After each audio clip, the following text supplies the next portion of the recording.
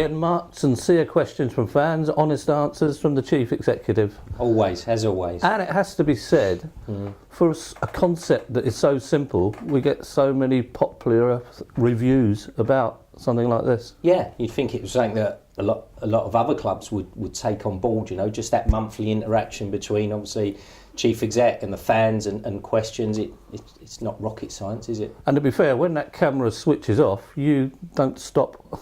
What, talking? Answering, yeah. Well, you took the words out of my mouth yet again. But also, yeah. Well, listen, if there are questions out there that need to be answered, you know, I like to answer them, and I like to, you know, in my own mind, make sure that we're doing things in the right way. It's about consistently improving and doing the right thing. Okay, without further ado, let's get straight in there. Multiple fans, can we not have electronic advertising boards, waste the money, and then don't go with our ground and make the ball difficult to see from a distance? And I take it they're talking about the new advertising boards that come up behind the Milton. Yeah, it's difficult because even in the question, it's not factually correct, because they're not a waste of money. They actually generate quite substantial revenue for the club. It's one of them things in the Premiership now, the Championship, and a host of League One clubs. You very rarely see games without the boards. So it's and the reason for that is like I just said, they're a great revenue earner. Now, we did have a few complaints. We had a few compliments actually as well. Incredibly enough, people saying the boards look great, smarten the stadium up even more, which I'm in that camp. Although I do get that, you know, that at times it was a little bit bright behind there, and you know, it could change people's view of the game, which is obviously not what we're looking for. So to answer the question, one, it doesn't cost us money. It's not a waste of money. It earns us money. Two, as in common with a lot of Premiership, Championship and League One clubs, you know, it's a revenue source that as a fans owned club, especially, we just can't turn down. However, from what I gather and speaking to people, we are looking to tone the brightness back as far as what we can for tomorrow's game. So it shouldn't be as bright as what it is. But obviously it gets dark around 4 o'clock, and that's when the brightness sort of comes in. Yeah, it looks brighter, but there is a mechanism on them apparently to be able to turn that brightness down, and that's what we're going to be looking at doing for tomorrow's game. Okie doke. Stephen Sadler on Facebook, tannoy system in North Upper still inaudible. When are you finally going to fix it? And of course, in tandem with that, you'd get someone from the South Stand saying, too loud. Yeah. When do we sort this out? It's the work's been ongoing through the season. With unfortunately, we had the Newcastle FA Youth Cup game here, but we need a gap for them to actually get the cherry picker, because cherry picker's heavy. It can impact on the actual. It has to go on to the pitch itself. The groundsman's not happy with that, especially during the season. Although we have got a gap, I believe, after this the Hartlepool game, where we're looking to now start changing the speakers themselves. Everything behind the scenes, i.e., in regards of the secondary PA system, which is a requirement of a safety advisory group, and the amps and that side of it behind the scenes has now all been completed. But we are now staging the changing of the speakers themselves. So worst ways it will be done by the end of the season. We was hoping it could get done before, but because the weather's a little bit damp and the pitch is a bit soggy, there is a danger it could impact on the pitch, and that's just a concern, and we can't allow that to happen, obviously. Okay, G17 Art on Instagram.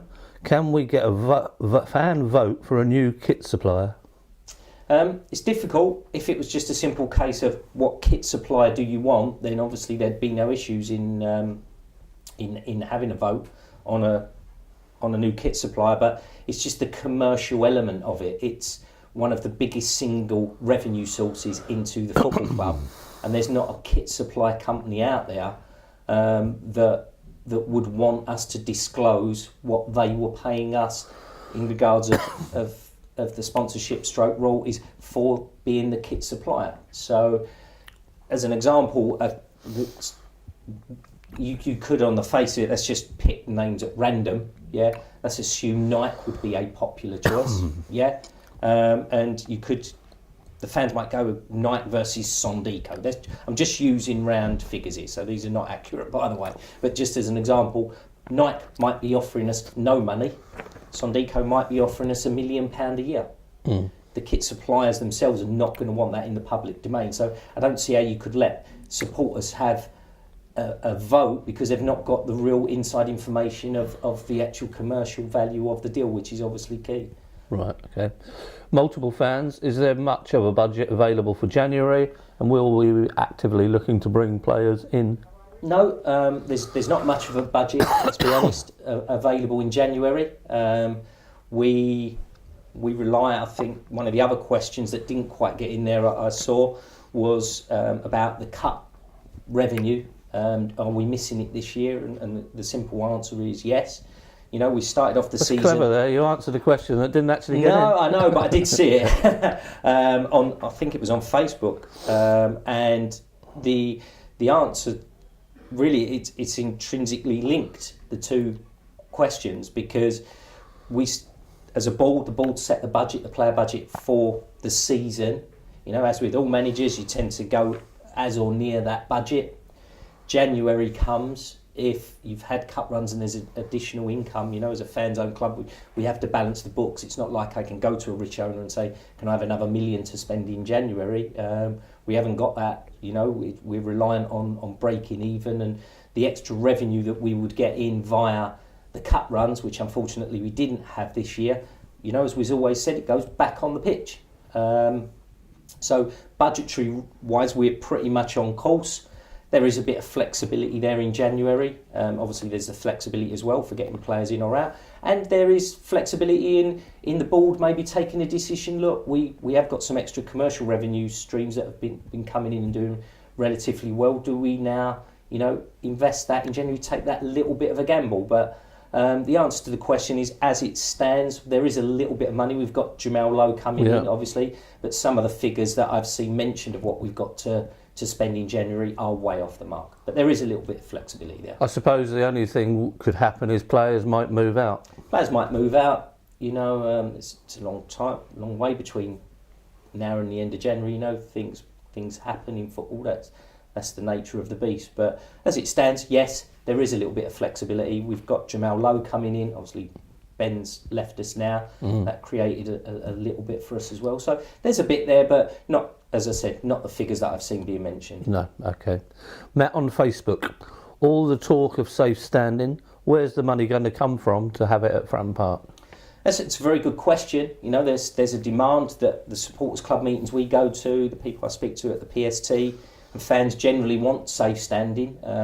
It's important to realise it doesn't really create any extra capacity. From everything that I've seen, the capacity remains the same, so it's not like we can generate extra revenue as a result, and they're quite expensive to install. So it would have to go in an area, and the board at the time would have to take the decision: do we take that on the chin as a club, you know, and say, look, there's a certain area that it can go in. It's going to need, the seats are not great there anyway. It's going to need renewing, or do you ask people maybe to pay a premium to stand in that area, which is ironic because growing up as kids, the seats were the premium. Yeah. You could end up in a crazy situation where standing becomes the premium area to be in at a football ground. But it's listen, it's so far in the distance. This has got years and years and years to run yet before the laws change that allows safe standing.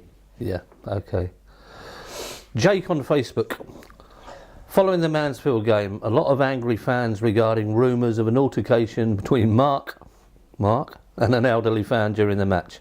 Are you willing to shed some light on the incident in order to shoot down some of the unsavoury accusations being dished out? Unsavoury accusations? Don't you just love social Chief media? Executive of the year. Yeah, I mean, I think everyone who's in and around that area, and Dan, you yourself, because you're right in front of us, know what went on. There was, as Mansfield went down to 9 men, there was a growing frustration. There's a few unsavoury comments coming from my right, don't know by whom, you know, down directed towards our players and team. Some quite strong opinions, and as in the cusp of the second goal going in the build-up, someone shouted something to me. I won't say what it is because I don't. But I reacted, with an opinion about their opinion, let's say. And that was it in a nutshell. And then, don't you just love social media? By the next day, I've become a deranged serial killer of old age pensioners. But it wasn't, my one sentence wasn't aimed at anyone in particular. It was just aimed at whoever had an opinion about me celebrating the goal, let's say. Yeah. There are a little clique in football that actually like to voice an opinion, but don't like when an opinion is voiced back. And listen, as chief exec, you've got to be careful. It's maybe on a match day I should keep your mouth shut and not. But I think fans like to see and listen. Everyone on that writes to me where the chimes and the corporates hit. On a match day, you watch people come in there. I mean, there's very, very few people that don't shake my hand and have a chat with me, So I get on well with them, and it was literally a storm in a teacup. But as in all things in football, they just get a little bit blown out of proportion. Yeah, okay. Ollie on Instagram, so that's put to bed. If we get promoted, any idea on how much season tickets are likely to be next season? No, we're working on different scenarios already, as you would expect. Tony Brown, our FD, and that'll be a decision for February and March that the board will take. It's been 4 seasons now, even in League 2, where we haven't increased prices. So again, everything will have to be looked at, and football's the same as any other business. You have to take a decision. If you up the price, do you actually get less revenue because there's not so many people coming? So it's just something we'll have to look at. But no, a decision hasn't been made. No. We stay in League 2 or we hopefully get promoted. No, okay. Mark on Facebook. Went to go and buy a 3rd shirt and they didn't have my size. The club shop said we've sold out of that size and we have no intention of getting any more in. Why is the shop so useless? I wouldn't say the shop's useless, but that is upsetting to say the least, especially when I made it clear at the start of the season how popular I thought our 3rd kit was going to be. Obviously someone's not even listening to me, which is upsetting, and generally when things do sell out and there's no intention of getting them back in stock, that is unacceptable. Hence the reason why we're going through a process now of looking for a new kit supplier, and all these things will be taken into consideration when the final decision is made. Okay. Multiple fans. Highest and lowest moments of 2016, blimey. I think lowest moment has got to be Plymouth. The goal going in on the sort of just going into injury time in the playoff. I think that was a real blow. Highest moments? I don't know. I think that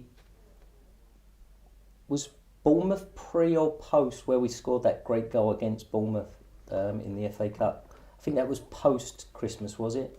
Yeah, it would have been. Yeah. I think that. So that was probably my highest moment when that goal went in. I thought that was an amazing goal to score against a Premiership club, and it just summed up what I feel we are about as a club moving forward. In how we want to play football.